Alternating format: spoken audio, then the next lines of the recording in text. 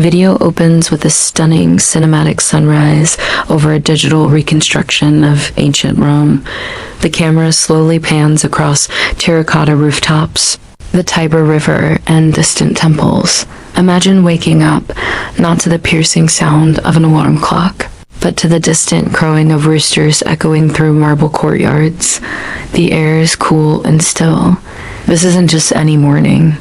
It's a morning in ancient Rome, the very heart of the known world. The year is 125 AD, during the reign of Emperor Hadrian, a golden age of builders, thinkers, and unparalleled power. As the first golden rays of sun crest the seven hills and dance upon the surface of the Tiber River, the city slowly awakens. Light spills into the narrow, cobbled streets, illuminating a world stirring to life. The air is a rich tapestry of smells, the comforting aroma of freshly baked bread from a nearby pastrinum, the sharp scent of wood smoke from countless hearths, and the subtle, earthy perfume of olive oil burning in terracotta lamps. This is the sensory landscape of a civilization at its peak. Step outside into the bustling street. Listen, it's a symphony of human activity. The rumble of wooden cartwheels on stone, the clatter of sandals, the murmur of Latin spoken in 100 different accents. Men, draped in simple wool tunics, make their way to the public baths, not just to cleanse, but to socialize, conduct business, and debate the latest political gossip. Their laughter bounces off the stone walls. Meanwhile, in the vibrant forums and marketplaces, women, known as matronae, haggle over prices, their voices rising and falling as they trade for fresh fruits from the countryside, vibrant fabrics from the east, and gleaming pottery from local artisans. For most of the million souls crammed within Rome's walls, life is a delicate balance of labor and otium, hard work and simple pleasures. The day for a typical Roman family begins not with breakfast, but with a quiet prayer to the Larissa and Penates, the household gods who protect the family and home, their small shrine a constant presence in every dwelling.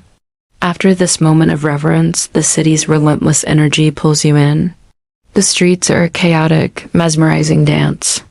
Merchants shout their wares from behind stalls piled high with goods, fresh fish from Ostia, spices from Egypt.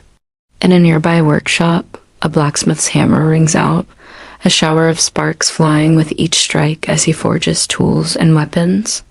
In the narrow, shaded alleyways, children's laughter rings out as they play games with knucklebones or chase hoops, their world a miniature version of the grand city around them. Life is lived in public, a constant shared experience.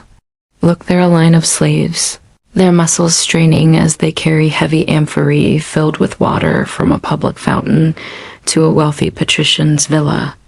Just then, a gleaming chariot, pulled by magnificent horses, rumbles past, forcing everyone to press against the walls. Inside, a noble, perhaps a senator, reclines, shielded from the now climbing sun, an island of opulent calm in a sea of activity. The gap between the rich and the poor is a vast, uncrossable chasm, yet they share the same streets, the same air, the same city.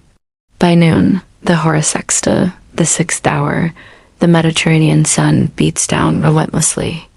The stone and marble radiate heat, and the city's energy seems to simmer. People seek refuge in any patch of shade they can find.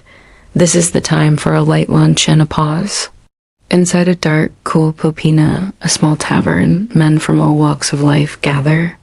Over cups of cheap, watered-down wine, they discuss everything from the latest chariot race results to the nature of the gods and the whims of fate. Their animated conversations are the true pulse of the city. Not far away, in a quiet studio, a sculptor chips away at a block of marble. With each tap of his mallet and chisel, a lifelike form emerges, a god, an empress, a victorious general. He works with intense focus, knowing his creation might outlive him by millennia, a silent testament to this moment in time. Simultaneously, on the roads leading into the city, Farmers guide their weary donkeys, their carts laden with the bounty of the countryside grain, vegetables, and livestock, the essential fuel that keeps the colossal engine of Rome running. Everyone, from the senator to the slave, the sculptor to the farmer, has a role to play in this intricate, sprawling organism. As evening, the vesper, approaches, a softness descends upon the city. The harsh light mellows, casting long shadows that stretch across the forums and plazas. The air changes once more, now filled with the savory smells of cooking. Garlic, herbs, and roasting meat waft from kitchens and street-side cook shops, promising the main meal of the day, the cena. Families gather on their balconies or in their courtyards, watching the sky blush with the colors of sunset. From the distance, a roar erupts. It's the sound of tens of thousands of people, a wave of human emotion crashing out from the Colosseum.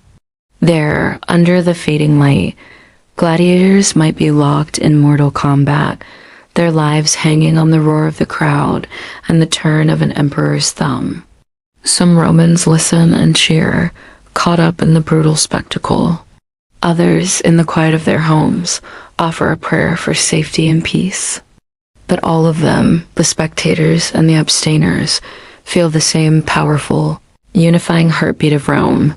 Night falls, and the city transforms. There are no electric lights, no neon signs. The darkness is deep and absolute, broken only by the flickering light of torches carried by slaves guiding their masters home, or the warm glow of oil lamps in windows. In the poorer districts, people huddle around small bonfires in public squares, sharing stories, news, and a sense of community against the encroaching dark. In the sprawling villas on Palatine Hill, the wealthy recline on couches in grand dining rooms, their faces illuminated by candlelight, the walls around them covered in magnificent frescoes of myths and legends. But whether you are a patrician feasting under a painted ceiling or a plebeian sleeping on a simple straw mat, you are under the same blanket of stars. And under those stars, the dreams are universal. Dreams of love, of health for one's children, of prosperity, and perhaps for a legacy, a name that will not be forgotten when your time is over. This was a world without machines, without instant communication, a world powered by muscle, fire, and the human spirit. Rome wasn't just a city of brick and marble. It was an idea, built from the hopes, ambitions, and relentless pride of its people. Every column, every statue, every stone in the road whispers a single profound truth, that nothing truly dies as long as it is remembered. Today, we can still walk these streets, in the magnificent ruins, in the hushed halls of museums, and most powerfully, in the landscape of our own imagination. The dust of the Roman Empire never truly settled. It lives on in our laws, our languages, our architecture, and our dreams of what a civilization can be. You've just spent a day in ancient Rome, feeling the pulse of a world long gone, yet eternally present. Thank you for joining us on this journey through time. If you want to step once more into history's most fascinating moments, don't forget to like this video, subscribe to our channel, and hit the notification bell. Until next time, keep exploring the echoes of the past.